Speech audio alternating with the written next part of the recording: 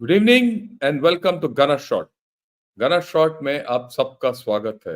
प्रणाम, वणक्कम एंड जय Hind.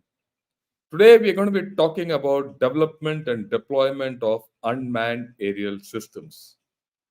And for this, I have with me Sandeep Unnithan alongside me.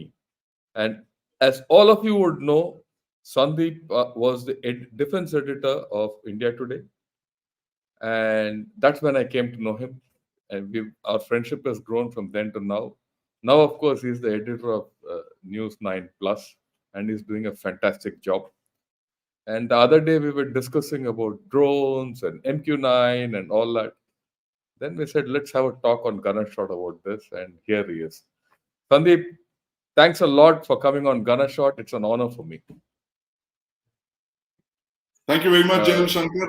I'm honored to be on your show. I've been a big fan of your work. I've been following Gunner's Shot for the last 11 months that you've been on air, and absolutely fascinating, top class discussions that you've been, conducting on a range of issues, not just related to the military but to geopolitics. And also, I'm absolutely honored to be on your show, and I can't wait to ask you about 1,000 questions that I have on drones.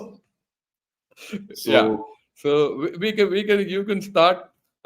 You did send me a few slides. Should I Yes. start that with that, or you want to say something and then we show the slides?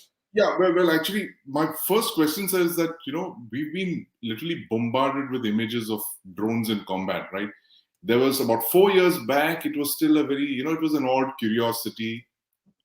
Drones, oh yes, they're an adjunct of warfare. And then you had the Houthis attacking the oil refineries in Saudi Arabia. And then Aramco. simultaneously, you had the war in Armenia, where Azerbaijan attacked the Armenian forces and literally routed them.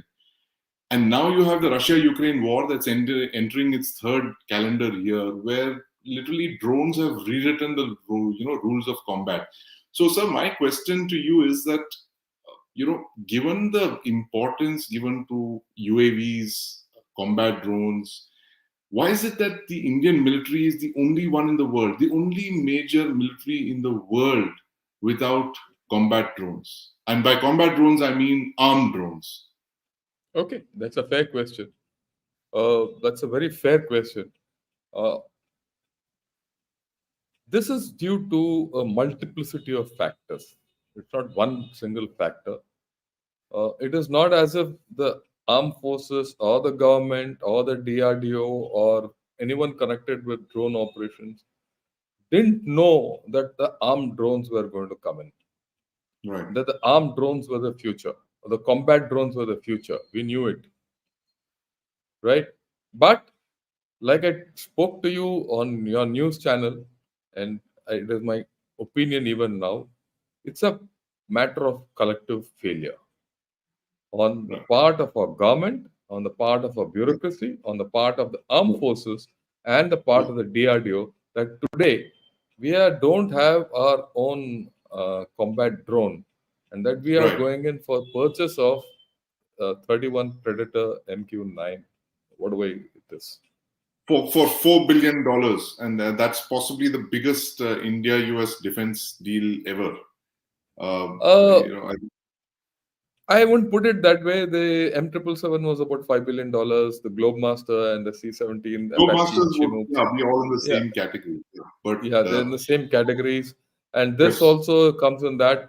But overall, the issue is, I'm not. Let me put it this thing. I'm not too worried that we are paying $4 billion or $5 billion to get right, this capability, yeah, because today this capability is required as of day before yeah, yesterday. You don't right, have it, so buying it for whatever the price, you have to pay for it. It's a very yes. simple thing.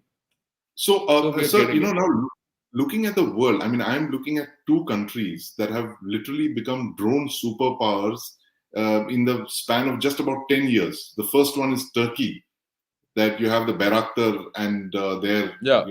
inventory of drones, all kinds of drones. And the other very interesting entrant into this drone superpower club, if there is a category like that, is Iran.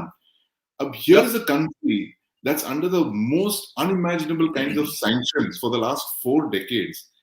And today it's exporting drones to the Russian Federation, which is then copying them and employing them in Ukraine. So where is it that the Iranians have succeeded where we have failed? And what can we learn See, from them? yeah, the first thing you have to understand, because Iran is the perfect example you've given. Iran is a nation under sanctions always, right? It's been there in sanctions right from the From Iran-Iraq war. 1979. Yes. Yeah, Iran, yeah. And they've been denied an air force.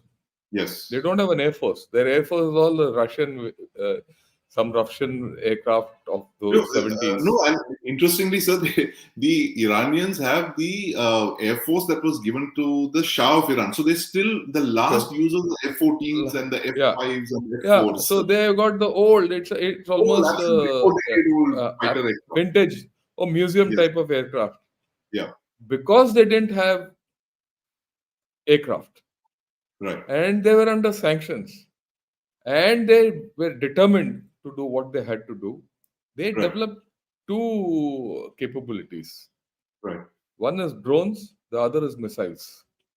They have Yes. gone with drones and missiles, Yes. developing that indigenously. And Right. we tend to forget that the development of drones and missiles are almost Right. the same in terms of technologies. If you can Right. develop a drone, you should be developing a missile and vice versa.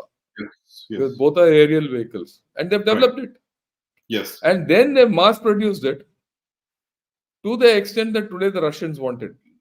Right. Russians, for all their thing, have not been very great at producing drones. They've been very Right. great at producing missiles, etc., etc. Missiles and artillery. That's another Artillery. mystery to me, and I wanted to ask you that question. Why is it that the Russians are so good at, say the air force, the artillery, but when it came to drones, they had to resort to importing the Shahid 135 from Uh, Iran. they the Russians had the technology for aircraft,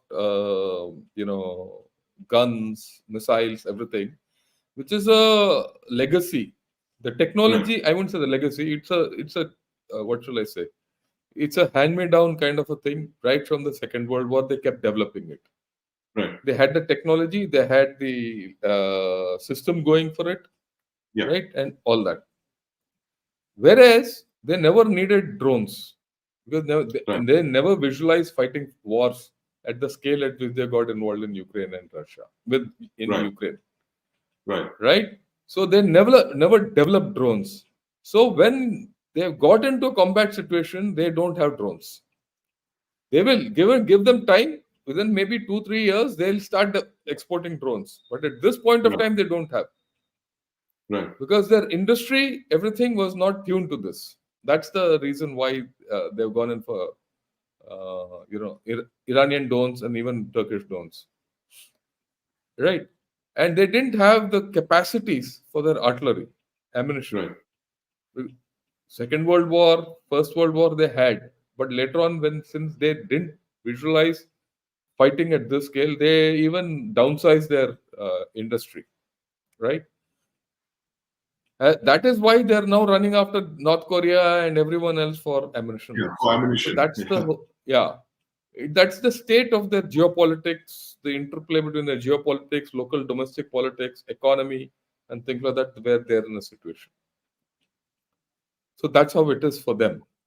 Right. Uh, yeah, yeah. Next, So, what do you want when to? you mentioned so this point about missiles, so first, two takeaways quickly. One is that, of course, that you mentioned that drones and missiles are like the poor man's air force. So, a country like Iran, that's under all kinds of sanctions, cannot afford an air force, resorts to drones. So, in our case, do you think it was this multiplicity of stakeholders? There were so many people. You have the air force, you have the navy, you have the army, and then you have this bizarre situation of three forces going and buying the same drones from the same supplier, Israeli supplier, separately over decades. I'm referring to the Searcher and the Yeah, yeah, Herons. herons. Yeah, I agree with you. This is actually the problem, the crux. You hit the crux of the problem with our defense planning and acquisition and development programs. Right, Okay, we've never been joint, and for Right. good reasons. I mean, I wouldn't say good reasons, for the bad reasons which I can think Yes. of. We've never made an effort to become joint, Right. despite the fact that Yeah. Mr. K. Subramaniam, Yeah. as the member of the Kargil Review Committee, in fact, he was the presiding member of the Kargil Review, chairperson of the Kargil Review Committee, had said that we need to focus on jointness. We needed a CDS. Yes. Okay. And it is only now that we have a CDS. And we had a CDS when that first CDS, Vipin Rawat, met with an unfortunate accident. We had this great vacuum for 9 months when we got the second CDS. So till such time we didn't have this CDS, things couldn't have Right. moved. But now Right. it's rather down the line. We've wasted quite a lot of time. I Right. only hope that our systems turn around. Otherwise, we Right. are in for trouble. Right. So, interestingly, when you said missiles, I was just thinking of another missed opportunity that, again, from our history, this thing of single services, the single service approach that we followed. Now, in the 71 war, sir, as you're aware, the Indian Navy deployed your anti-ship missiles, the P-15 Yeah, series, which they yeah, acquired from the Russians, on the missile boats. Largest ship-to-ship usage of anti-ship missiles, possibly in naval history until then, until 1971. They've destroyed merchantmen, destroyers, yeah, minesweepers, everything. mass use of missiles. But the most interesting, so this is possibly the first time that an Indian armed service has used guided missiles. Now, any other country, the P-15 would have become the template for a new series of cruise missiles to be used by every service, the Navy, the Army, the Air Force. And that continues as a Navy only project. And even the Navy does not re engineer the P-15 like the Chinese did. Now, the Chinese have got the same missile, they've re engineered it, they've made the HY series, and they're self sufficient. So, and the Navy continues, and then it goes into a span of, a series of imports, different kinds of missiles, Yeah, and yeah, then you have 6, 7 different types of missiles. So, I mean, this is the single service thing that you spoke of, and the fact that we don't have any jointmanship when it comes to capturing technology, mastering it, and then sharing it across the spectrum. But you know, what to your mind is the way ahead? Now, the drones is another big miss. You've missed that missile race of the 70s where you could not capitalize on the fact that you had the cruise missile technology, which you were again 20 years late. We are still talking of Nirbhay almost 50 years after we've, attacked with anti-ship missiles, similar technologies. What do you think we should do now with drones, given the fact that, as you mentioned, we're so horribly behind the rest of the world, almost a decade behind the rest of the world? What is the need of the hour now? What should we do? What kind of joint structure do you envisage for ensuring that we catch up with the rest of the world? You see, let me go back a little in history because we have to learn from our own history and Yeah, learn from the positive things which happened in our history. Look at the integrated guided missile development program. right. In the mid 80s, we constituted the guided missile development program, 84, 85. Yes, By 88, we had fired the first Prithvi.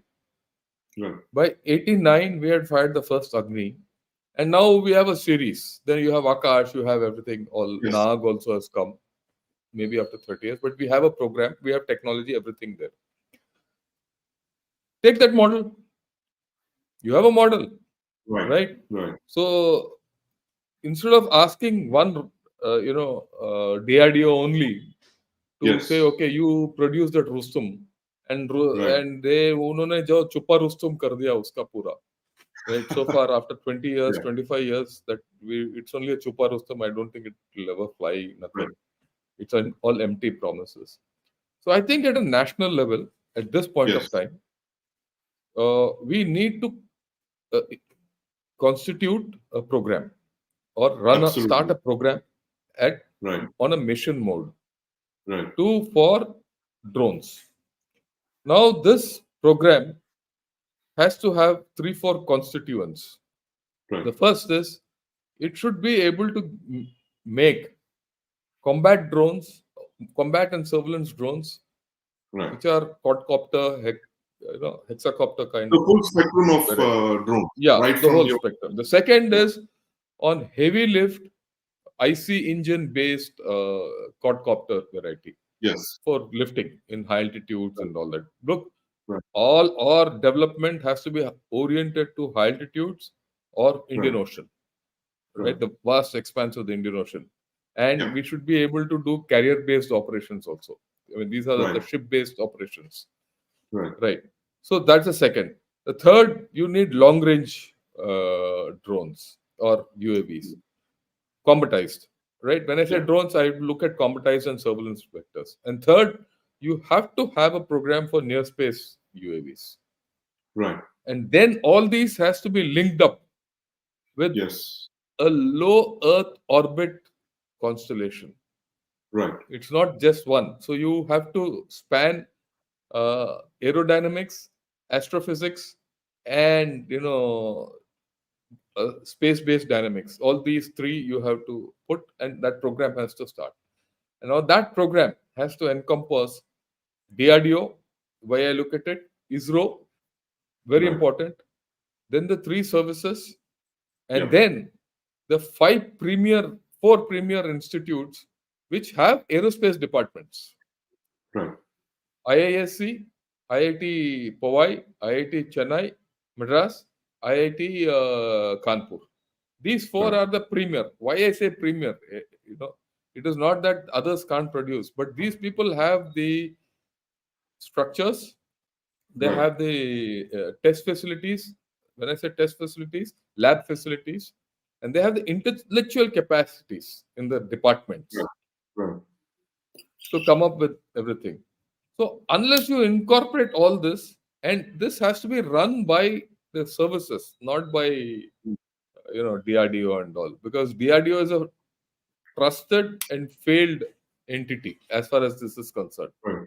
So this has to be run by this thing, and you need to get hold of a couple of people who are good at it, who have experience Right. at all this across the board. When I say across the Well, board, someone who's right. operated it, someone who's procured them with some practice, someone who's into research, put them Right. and let it run, and don't So, what hope about the private for sector? results. What about the private sector? What role do you envisage for them in this Production, IDDP? production, Yeah. Right. production. They will come and look. Let's be very clear. If you want to have your own drone systems, you Yeah. need technology. Right. You don't need technology which you buy from outside and get it here. Right. One. Second, the next thing is you have the technology here. You uncover it. Right. The private sector has to come in to help fund and own the programs. They Mm. have to fund. I mean, they have to have a stake in it. Today, the private sector, most of them, what they're doing, they are getting parts from outside, getting some Yes. chap from outside, assembling it, and Yeah. or they're getting some OEM from somewhere to assemble it and give it to you. Many private sector people, they're either getting from Israel, they're getting from Europe, they're getting from some Korea, South Korea, and all. They rebrand it and give it to you. Right. Today, that might be the need of the hour.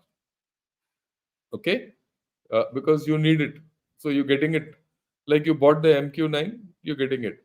These three, four, okay. This story you can run for the next 3 to 4 years, but ultimately you need to have your own program.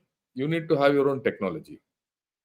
Uh, let me put it this way: the army, we even in IIT Madras, we are in talk with the army to start a program of this kind.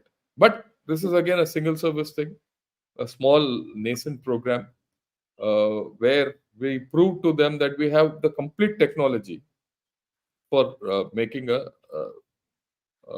the first step for a hail UAV.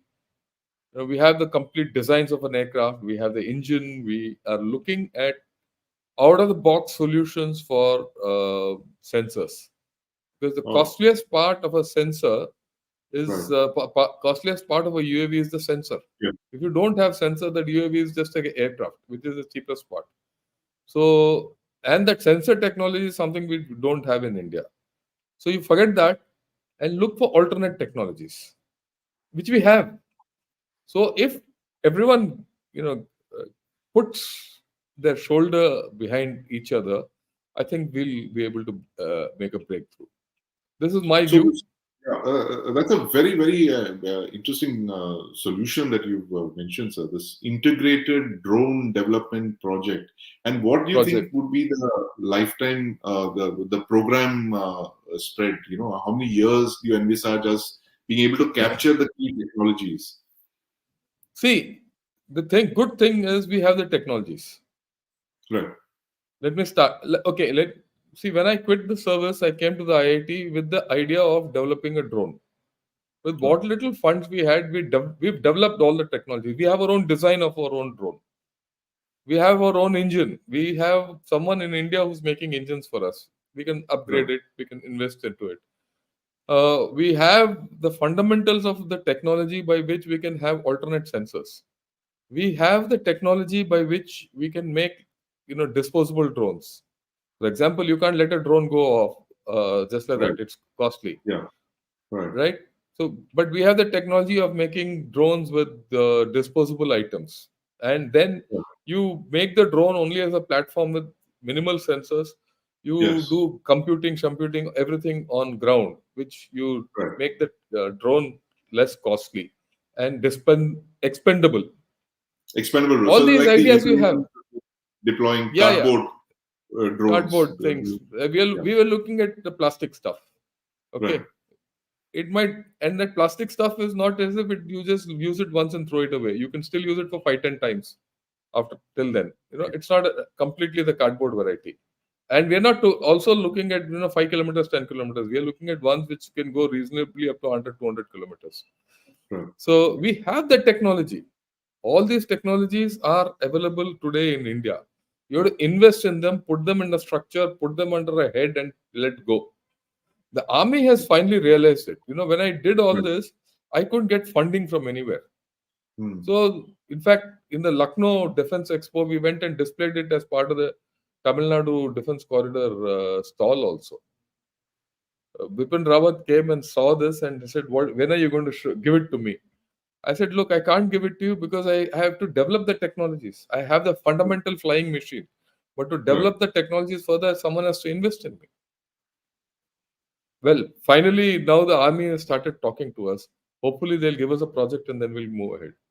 So that's And with amazing. this, It's amazing, General yeah, Shankar, that I very few people I know who've actually, crossed over so effortlessly from the services to academia, and now is, at the forefront of developing cutting edge technology like the stuff that you mentioned and the other stuff that you would not yeah, want to yeah. talk about No, I now. have no problem. No, I tell Yes, everyone we are developing the ramjet technology and Indian absolutely. Yeah, Institute you of said it. I Madras.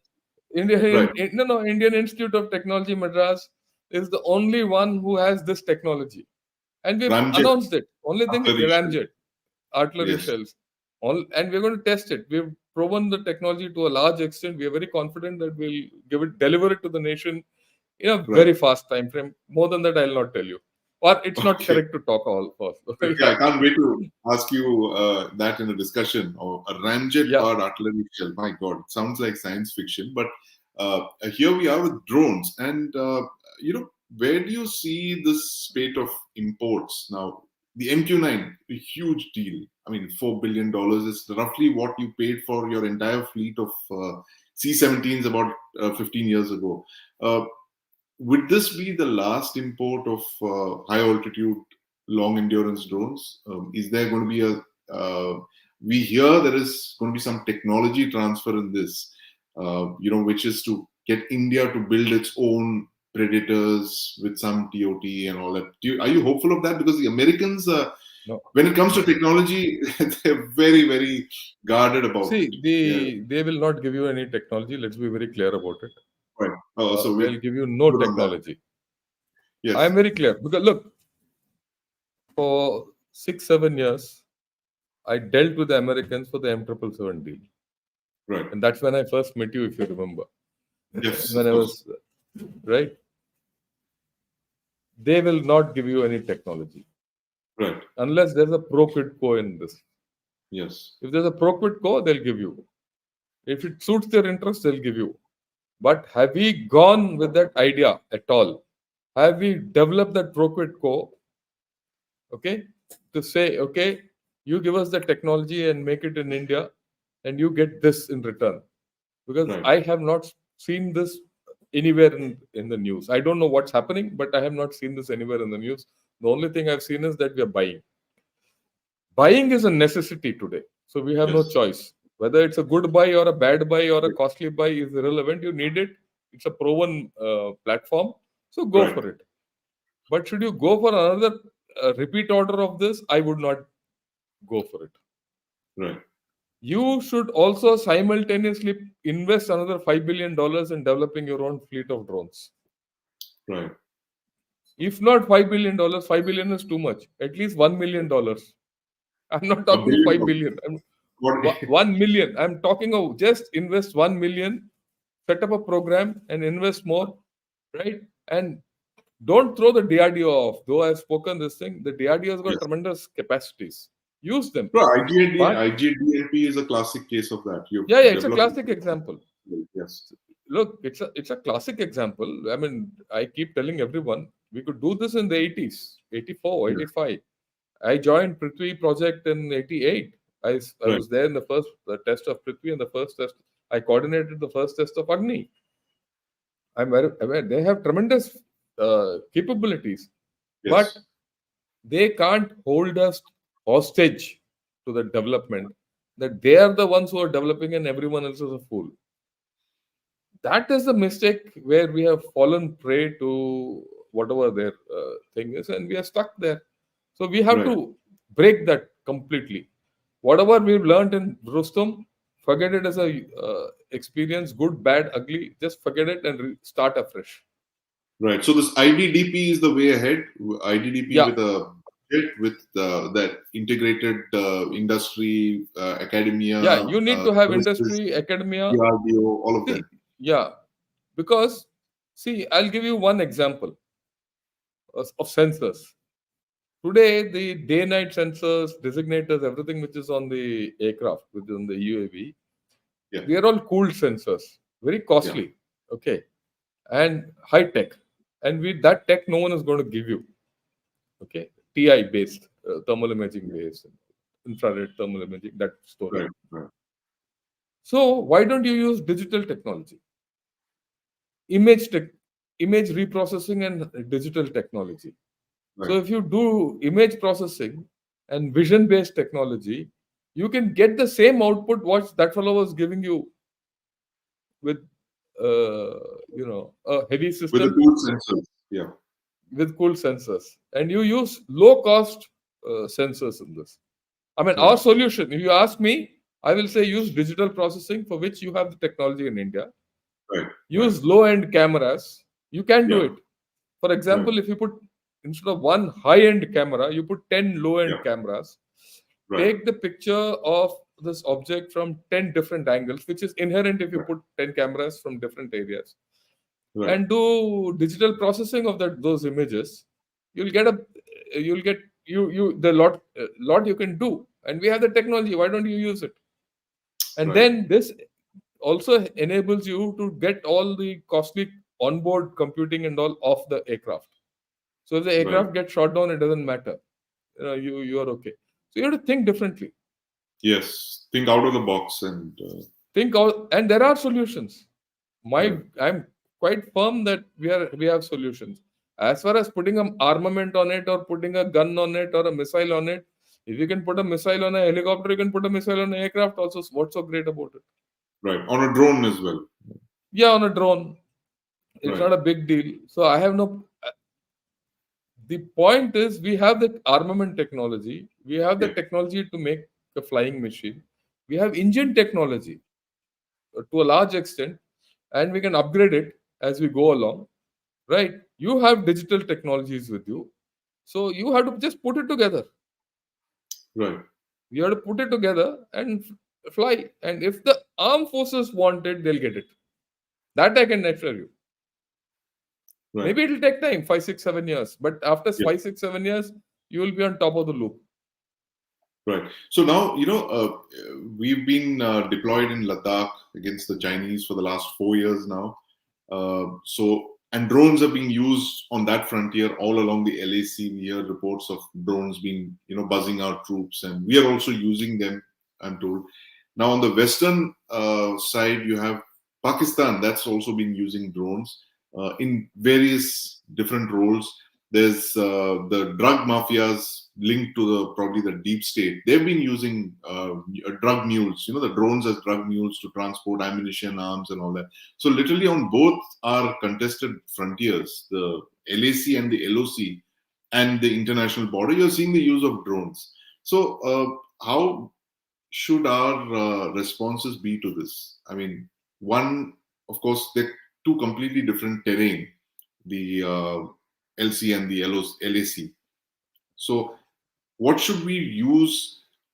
What should we leverage these two live situations to accelerate this drone development project that you've proposed? See, as far as the current status is concerned, uh, the Army, Navy, and the Air Force have made interim arrangements by going in for off-the-shelf purchases Right.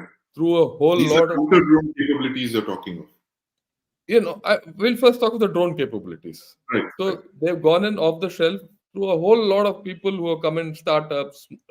A drone industry has come up, and they have the capability to give drones for various purposes. And the Army, Navy, and the Air Force are using it on both borders. But these are low end stuff. They don't give you that this thing. They're There's quadcopters. some Yeah. quadcopters basically, Yeah. and then they have given you some mule capability also, Yeah. right? But these are all not they are not technology driven. They are put together and given. They are not Atmanirbhar. They don't make you Atmanirbhar. Right. Okay. When I say Atmanirbhar, they'll make you Atmanirbhar in production. Right? Yeah. They don't make you Atmanirbhar in technology. They meet today's requirement. Tomorrow's requirement they'll not meet.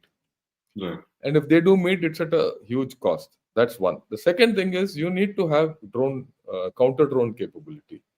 When you Right. said counter drone capabilities, that's also layered. You first need to have a good detection capability. Yeah. And that detection capability so far is based on EO devices and visible devices. We've not used the acoustic method. And that's again technology driven. Right. Because every drone, whether you like it or not, gives you a sound signature. Sound, yeah, absolutely. The buzzing sound. Any other signature can come or not. But the Right. sound signature is something which will not escape. Right. And we have not even looked at it.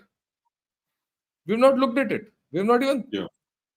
thought of how to catch a drone through its sound. Right. And once you catch a drone through electronically or through acoustically or optically, Yeah. then you can neutralize it. Then Right. you're looking at kinetic destruction or electronic silencing or passive. You do passive measures also, you can sort it out. Right? You can use also prophylactic measures if they're coming too close. Open out with just a MMG on them, Right. something will catch. Because it's not a fast flying object. Yeah. So counter drone also has to be systemized. Right. Again, this is something which I've not seen happen. I've not seen enough thought going into counter drone operations. People say we want counter drone. They're looking at systems, they're looking at deployable systems, and that's it. But have you thought through it? Again, have you commissioned a project for it? Same route. Right. A combination of academia, industry, and the industry Right. isn't for the fast buck. That's a problem with us. Yeah. The industry wants a quick thing. They want to get something from somewhere, give it to the services, buy and make profit. Right. Right. But I think the armed forces have to look deep into this, and the MOD and the bureaucracy out there also have to start thinking of this. So you're We talking have to now, have this. you're looking at two different programs. One is your drone program, and then the other is a And counter drone program. Yes, we need to have both. You need Right. to have both, because it's only counter drone programs, and the counter drone programs for land and the counter drone programs for a ship have to be different. Absolutely. Marinized. I guess the and ship they ones will and they have to be marinize. meshed together. Yes. Okay, and or both these, your drone program and your counter drone program, has to be linked to the satellites. So you need to Right. have a space element of this. You can't say that I'll buy a outside system and link it to my space capabilities, which I don't have. Right. So you have to develop a space capability, a LEO constellation dedicated for the armed forces. Today you have a thing where your Navy has its own satellite, Air Force has its own, and Air Force wants to now build a system of its own. It wants to usurp aerospace. Everything in Right. space they want, which means that again a single service kind of a thinking is coming in. So you need to have a joint system, and I hope the CDS is looking into it. Yeah. So that's another interesting suggestion. So you have like two mirror development programs, one for developing drones and the other for counter drones. And essentially, that is the distilled wisdom of all the wars that we have seen. That you have to either have the ability to launch masses of drones, and you have to protect your forces from the swarms that the enemy is going to throw at you. So that roughly is the thing. And the third And, aspect I and not want to only ask that, you, yeah, yeah, please go is ahead. that how do you protect your? So the military, as I see it now, is stuck in a place where, for want of a better analogy, where Indian hockey was before the AstroTurf came. We are still continuing to play on field. The world has moved on to AstroTurf, but we want to continue to play on the thing. So this thing of I'm talking of the deployment patterns, the way our forces are arrayed on the borders. They're exposed. Aircraft are exposed, ammunition is exposed, fuel is exposed. uh, what do you need to do? I mean, given the fact that drones are going to be literally on the first day of the war, they're going to be used, and probably in the first hours, you'll be hit by drones and cruise missiles. What is the kind of defensive measures that you need to undertake? Whether drone jamming is one option, but beyond that, tunneling, because we've seen a lot of things in Ukraine and Russia where they've basically buried all their systems. They've gone underground to protect them from this, this swarm of things. So this capability of tunneling, digging underneath, which is, I mean, it's also an aspect of counter drone warfare. How would you get the services to, move in on that quickly? There are two, three ways of doing it. One is you have a counter drone capability, which is electronic, acoustic, and all that, and a Yes. kinetic counter drone capability, which I have explained to you. The second thing is you do passive measures. So passive measures are two. One is you dig in, Yeah. right? You dig in, and that needs preparation from day before yesterday again. You have to dig in Yes. hell of a lot. You have to dig in your ammunition. You have to dig in your Yeah. deployment areas, X, Y, Z. But everything can't be dug in. You can't, Yeah. hide all your guns. Your guns have to be in the open. Your tanks have to be in Yes. the open. They can't run Right. away. So you have decoys, Yes. decoys, and again here, IIT Madras is doing something original. Right. We are in the process of talking with the armed forces, the army basically, to make decoys, which can Right. be deployed and maintained with the right temperature and all, which they can fool the Right. sensors IR sensors in, and yeah, and in double quick time. These right. are going to be, you see, it's like this. If you want to show a tank, let's say you Yeah. have a decoy of a tank, how do you deploy it? In Kargil, we use cardboard boxes, barrel pipes, etc., old tires Right. and all to make guns, right? And fooled the Pakis. And the Pakis saw them and fired on them, and they went to the wrong place. But today, with the way drones are coming up, you can't do that. So Right. to hide your guns, you need decoy guns or Yeah. decoy tanks. So and those decoy tanks have to come up immediately. That means they have to be full size, deployed seductively enough for the enemy drones to come there. That means they have to be inflated over within no time, etc., Right. etc. And you can't keep taking a foot pump or a compressor and keep filling it. That's all gone. Right. So you fill it with explosive gas. Okay. There are technologies. We are making it. Right. right? And Right. that explosive gas also has the heat to give a heat signature. And you have to Right. incorporate heat panels, X, Y, Z, and you probably have to even transmit some communication from that. You have to build a Right. decoy. Right. And we've given a proposal from the IIT Madras to Army for this. Let's see where it goes. But we need it tomorrow. I mean, if you don't have it, the drones Yes. will have you. That's another aspect. So Right? not only do you dig in, but you also present your decoys as to lure the Decoys. enemy drones away. You confuse Uh, him. See, right. at the look. Well, let me put it in a battlefield context. Yes. A swarm will come, Yeah. right? Let a swarm come. Swarm will have 100, 10, 15, 20. They'll come. They also look for targets. No, Yeah. each each UAV or each component of that swarm can take on only one target. Right. It can't take on 10, 20 targets. It will only take on one target and hit one target and go back, because that's the capability of the swarm. It will fire once and end of story. It can't fire Yeah. again.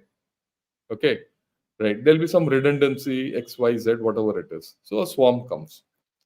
Now, even if that when that swarm comes, if you present more targets to that swarm and confuse it,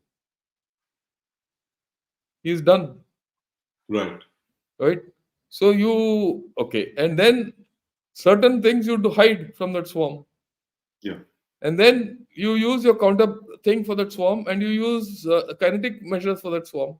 So if you layer your swarm defense to passive and active, and everything else is this thing. See, it's something more interesting, because this has to be related to the terrain, especially in high altitudes. In high altitude, you can't fly a swarm or a UAV anywhere you want. Right. You know, in the high altitudes, everyone leaves a footprint. Everyone leaves a, you know, he'll come from one direction, go from another direction, because valley flying, winds, X, Y, Z. they- Even the Chinese can only do that much and not no more in high altitudes. Right. So you know his route in, route out, you know his fingerprints, everything. So you act accordingly. You block that. You have to. It has to be a complete thinking process. If I put it in a different manner, it has to be a womb to tomb affair. Right. One end to the other. But so you just mentioned this thing of what are the difficulties of operating at high altitudes? Drones Okay. at high. Yeah. See, drones at high altitudes are subject to weather problems, basically, Right. climatic problems. These small drones, okay, these quadcopters and things like that, 4, 5, 10, 20 kilometers, that you can handle, right, at the spot. But even that, if the winds are high, if there's no visibility, right, and if the terrain is very close, you can't handle them. Even those you can't handle. There's a limitation to what you can do with these drones there. So that is something which you can do on the spot, and people are handling for that, which I think we have wherewithal. The Chinese also have wherewithal. We also have wherewithal, Yeah. and that is why today in any encounter or a face off and all, both sides get up their drones to record what's happening, so that Right. that narrative warfare goes on with these Yes. short range drones. These are long range drones. As far as long range drones is concerned, there's a problem of operating long range drones in high altitudes, which people have to recognize. Guys, Right. during summer, because of the high temperatures, ground surface temperatures are very high, and ground level turbulence is very high, and you also have cases of clear air turbulence, right? Valley based Right. turbulence. So in summer, which is actually the campaigning season, the utility of UAVs are very less. Right. Here, the Chinese are at a disadvantage. They have to take off at altitude. We can still go back. For example, from Hashimara, if you take off, which is in the plains, you can go up to the high LAC with Right. a long range vector. Whereas he can't do that. He doesn't. Everything is above altitude for him. Now, just to give you this thing, I've seen in high altitude in Leh, IL-76 shuddering to take off with no passengers, zero passengers. Yeah. It Right. shudders to take off because of turbulence. And this lasts, and in fact, in summer seasons, all flying stops there at about 8, 9 o'clock in the morning. Right. UAVs can't stand that. You same thing for UAVs. Next thing is this jet streams. Jet streams in Himalayas is a phenomenon, Yeah. and they're high speed tubes of air, and the tube could be 10 to 20 kilometers. Now, if a UAV enters the jet stream, it will not come out. Right. UAV is Okay. at the end of the day low powered stuff, even if it's a Yes. hail, mail, whatever it is. So if the jet stream is there, you're constrained. If temperatures are there, you're constrained. Weather conditions in other times in monsoons and all, you're constrained. If you go in monsoon time in the northeast, you can't fly anything. So to think that UAVs are going to dominate the Himalayas, no, they're not going to. Right. They will Right. definitely have value. That's a relief. So They have value, but second, it's not enough that you have a UAV. You need to be operationally adept at flying it. yes. You need to know how the other fellow is deployed to find him and fire at him.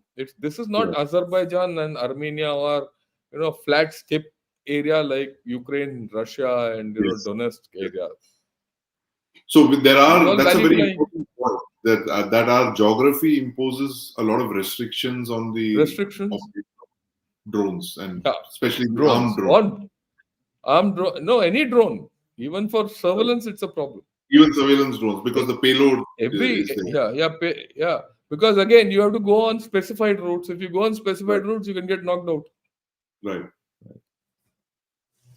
So it's not as of now, just because we don't have, I mean, lucky for us, our terrain gives us that shield. Yes. The Okay, Himalayas are a so shield in more ways than one, it's it appears, yeah, especially it when it is. comes to drone warfare. Yeah, But what about yeah, our it is. Western neighbor, General Shankar? Pakistan has, the last couple of years, they've invested heavily in drones, whether it's reconnaissance drones, combat drones. I believe, the attack on Iran last month in January, the With retaliatory attack drones. was using Chinese drones, Yeah, they will armed drones. see in planes, drones still work. Right. Drones still work. The only good thing for us is that Pakistan is in no stage to fight a war. Okay. Right. Otherwise, let me assure you, the Pakistan drone program is far ahead of the loop. They've been investing in homegrown drones ever since I can remember. I remember as a brigadier, I remember reports coming in that they were using highways from which they used to operate. They had expanded, widened their highways at certain points, and when you analyzed it, you knew that they're going to operate drones from there. So we had a way of denying those by cratering them and things like that. So this, Right. cat and mouse goes on. But let's be very clear: Pakis have good drone systems, and we should be alive to that problem if it comes to that. Uh, and as far as handling Pakistan with normal drones are concerned, I think we should be able to handle with these low and the surveillance drones, etc. We have. And with once these MQ9s come in, we'll have that capability. So we'll not be very badly off. But till Right. the MQ9s come, I think we will be at a slight disadvantage. Right. So you're looking at a gap of about 4 to 5 years before the MQ9s come and they can be operationalized, and the training of the crews and all that takes place. Yeah, all that. I would say complete capability by about 4 to 5 years. The beginning of your capability will start about 2 years hence. Once the first Right. lot come, you Yes. operationalize, train them, deploy them, you gain experience. By the time the last drone comes in and you operationalize everything, because just having a drone is not enough. You have to put the Yeah. command and control setup along with it. You have to Yes. integrate these drones with your command and control and your other firepower means. Right. The drones are So not the far, the only. Navy is the only service that's operated these drones. I mean, they've leased two of them for the last 3 or 4 years, Yeah, and unarmed variants, of course. unarmed So no, unarmed variants we have the Herons and this MQ9s. There's yeah, very little difference. See, Right. as far as operating high altitude, medium altitude, long endurance drones, we have Yeah. done. We've Right. done relay operations. We've done relay Right. operations in high altitude. We've Yes. ridden. See, where did I come to know that there's a jet stream in Himalayas? Yeah. That is actually by flying into them. We lost an aircraft because of that. Okay. It is Okay. by experience. Okay, so Right. it's why? How do I know that you can't fly everywhere? Because we couldn't fly everywhere Okay. in weather. We don't, I mean, Yes. what I'm talking to you is of experience. As a DGRT, this is my Absolutely. Yeah. job. Which is yes. Okay, I So was the one who the was procuring all the things before till the time these got transferred to the aviation. absolutely. So, So General these Shankar, are practical things. you made that Yeah, distinction between the armed drones and the unarmed drones. Like the unarmed drones, of course, we've been operating for decades now. Uh, when it comes to the armed drones, which is a capability that we're getting with the MQ9s, explain to us, laypersons, how different it is when you're actually flying. It's like flying a fighter aircraft from the yeah, ground. yes. So, what is the kind of training that you would need for that? And, how long would it take you to come up to scratch, say, where the US is today? Look, first and foremost, to fly these long-range armed drones, need to have SATCOM capabilities, right? Right. So you need to have a linkage with this thing, or you need to have a relay capability. So these capabilities you have to develop in the course of your training. It could take 1 to 1.5 years minimum, right? Then you need to have the capability of acquiring targets and acquiring targets separately. You can't just acquire targets on the fly and go and Right. attack them. If you won't have use these drones to attack targets, it has to be a planned affair.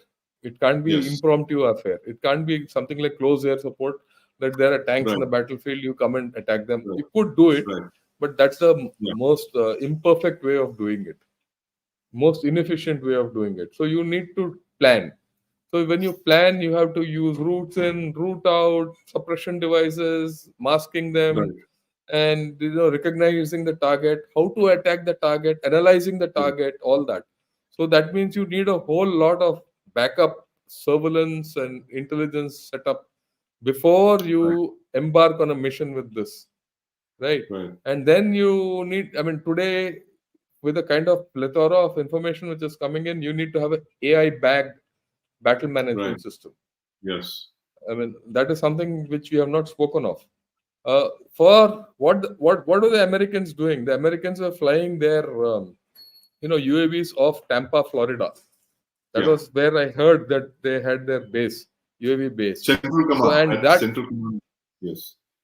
Central Command is in here in Dubai. I'm talking of in Florida, USA. Right. I don't know whichever command that is. Yeah. They From there they had a uplink facility and connectivity with the satellites. So the Yeah. drone used to take off somewhere else in Pakistan or somewhere, Yes. get Yes. linked with that satellite and get linked with that fellow, and that guy Right. picks the target up because he's got the target information. Then he directs the target on to Right. I mean the drone onto the target. So it's a very complicated operation. It's not simple. In fact, I remember there was a movie of uh, which shows all these. I'm forgetting Yeah. it. Yeah. In Of which, course. The dilemmas of that yeah, combat pilot, combat drone. pilot and a drone. Yeah, it's not easy. Yes. So it needs a lot of training. He's as good as Right. a fighter pilot. I mean, I've always maintained that a drone pilot, UAV pilot, is as good as a fighter pilot. But Right. our government doesn't even give them a small allowance. Flyer, he gets a allowance. The UAV pilots get nothing. So no one is interested in coming into for you doing UAV. He gets nothing. As of Yes. today, a UAV pilot gets nothing special other than like an army officer. Yeah. So he's got no motivation to become a UAV pilot. If you don't have good Right. UAV pilots, all this money which you're spending on this MQ9 Reapers are a waste. Right. So Absolutely. you need to have a HR cycle also for this. HR cycle. Absolutely. Yeah. So this is I mean, we have to think this 360 degrees. 360, absolutely. And so it's a whole new capability. It's a very important point that you made, that it's just not an acquisition of any other system, but it's a whole new capability that you're introducing the armed forces into, which is operating fighter jets without pilots in pilot. them. And it doesn't stop there. What about maintenance? Right. These are, The you long have to tail. keep them. Yeah, see the such aircraft, like MQ-9, they have weapon systems, they have satcom systems, they have whole lot of things which are incorporated. Now you have to maintain all of them. Do you Right. have the maintenance capability? You have to develop that maintenance capability. I'm sure as Mm. part of this deal, we are developing maintenance capability. Yes. But as we learn, I mean, let me tell you, we learn and we learn it the hard way. This is the cycle. The hard Right. way is that you'll suddenly find you don't have some part which you never thought was so important, and that part is not lying here, it is lying somewhere in USA or in Right. General Atomics, okay, in some thing, and you'll get it from there. And for that, at times you might have to use a civil aircraft also to get it off the record. So all these things happen. Let me tell you, Right. right? Right. There are times when I had to get tires of a UAV through a civil aircraft through unofficial methods because we didn't have tires. No, Right. I'm not joking. This is a Yeah. fact. So you have to develop this capability also. Right. Yeah. So So we've gonna come a long absolutely. way. Any other questions? Yeah, absolutely fascinating discussion, Jan Shankar. And I can't remember the last time I've had such an engrossing conversation. And the time has just flown. But just to quickly sum up what our discussion was over the past hour, uh, you mentioned two very important suggestions, and I think for whoever's listening out there, this is this is why I speak to General Shankar so often. It's constructive suggestions emerge. The IDDP, which is what you suggested, an integrated drone development program for indigenizing our drone ecosystem for all the services you mentioned, all stakeholders to come, industry, academia, DRDO, the services, driven by the services and for the services to provide us with solutions for armed drones and a full spectrum of drones, as you mentioned. And interestingly, a similar mirror program to develop counter drone systems. Uh, Very interesting suggestion again. I mean, I think we are so used to seeing all of these in different silos and the services, but it's so important that you've brought out the fact that we need these two parallel programs to go through. And of course, little things like even an HR cycle for pilots, for drone pilots to motivate them, because clearly from the way we are going, we are going to need thousands of drone pilots. At flying your FPV drones, your starting from your FPV drones right up to your hails and even your pseudo satellites and your HAPS. Now, the other thing is you mentioned this, what we take for granted, the fact that the MQ-9 is coming, but it is a whole new capability. It's like Yeah. flying fighter aircraft from the ground, and that is something that we have to we are playing catch up still. The rest of the world has moved on, and this is one big area of concern, that India has allowed itself to be overtaken by countries like Turkey and even Iran, which has been under Iran, all even manner of Pakistan. sanctions, and even Pakistan. I mean, Yeah, yeah. so we have a long way to go before we can catch up on all of this. And the reason that you mentioned, of course, was this single service approach, this siloized kind of thinking, and that suggestion that we only have to look at our own track record and borrow systems and procedures that are set up for the IGDMP, integrated guided missile development program, can be used, leveraged. The learnings from that can be brought into this IDDP program.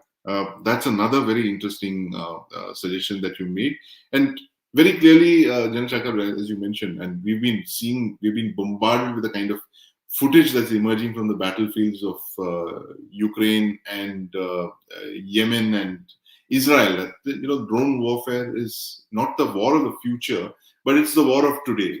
And any service that thinks that this is not going to be the way wars are going to be fought will be caught by surprise. So No, it's no. just important I agree with that you.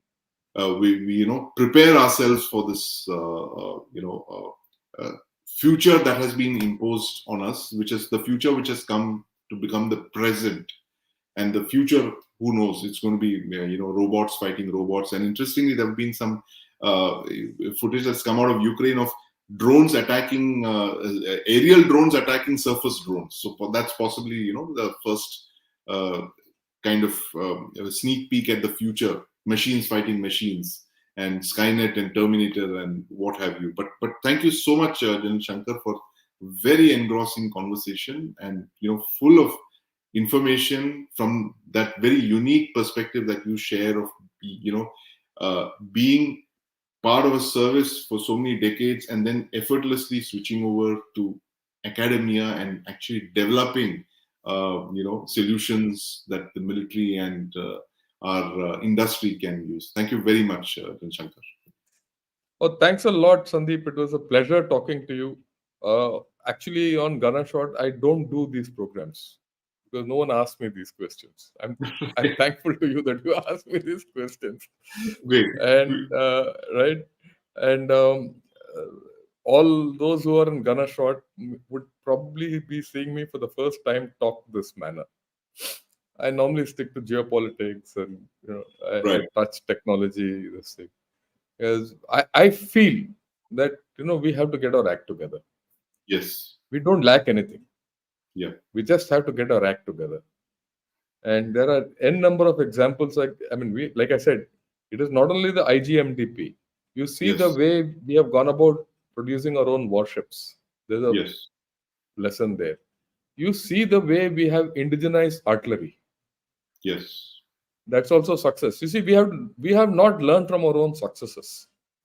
That's the Absolutely. problem. The day we It's, start learning from our successes, you'll see. Uh, I mean, I don't know whether I've told you, the M777 started out as a complete buy case. right. Today, complete M777 spares Yeah. worldwide Yeah. are sourced from India. Wow. Titanium. And India has only 145 M777s, but the Canadian Army, the Australian Army, and the US Army put together have over about 2,000 M777s. Right. All their titanium spares are sourced from India. So we need to have a plan beyond just production. Right. How, and as a result, today India is in a position to build its own M777. Right. You So have there you go. technology Something to learn from what we've already done, rather than reinventing done. the So wheel. you have systems. Yeah. You have systems. You have the technology. You have the experience. Put it Yes. together. Absolutely. And you have these That's amazing programs that you mentioned. That and if you're talking of high technology, there's another area that I'd like to mention is that the ATV program, the Advanced yeah. Technology Vessel, the nuclear Yeah. submarine program, Yeah. the What about absolute ISRO? cutting edge. Yeah, ISRO as well. ISRO. Yes. ISRO. Uh, I mean, think. Let me. Sorry for the time, but I thought this was a very important point. Yes. Why did our missile technology regime, or rather, or the entire cycle take off? You have to understand, Dr. APJ Abdul Kalam is not a DRDO scientist. ISRO. He came from ISRO. Yeah. He came with the success of the SLV-3. Yeah. Okay, which is a rocket, basically a sounding rocket, a bigger sounding rocket. That Right. was it. What is the first Agni? The Yeah. first Agni was a Prithvi mounted on a SLV-3. Simple. Right. Right. So you got fresh blood from somewhere to do it. So do it here Right. also. Absolutely. In the case of the drones, also, that who knows that it could possibly be a gamer or a private sector developer or some this thing that would and thinking from the services itself, you could have these shining Yeah, examples yeah. like I'm this. sure you can get. You give Uh, people a free hand, they'll give it. they'll absolutely, and that's what we should be looking forward to if we are to actually become self-sufficient and this thing. But So, thanks again, Jan Shankar. It's been a pleasure being on your show, and it's been so educating for me, and it's been a very, very great conversation. Thanks so much. oh, thanks a lot. For all the viewers, I am not going to take questions because Sandeep has run out of time. He has to go back to TV9 and do his this thing. So all of you can ask these questions in the next open session. Whatever you have, I'll answer them at leisure. Thanks a lot, Sandeep. It's an honor for me to have you on Gunner Shot after a Thank you, long sir. time, right? And we'll have more of these sessions. Thanks. Thanks a Look lot, forward. Bye and bye. good evening, and Jai Hind to everyone.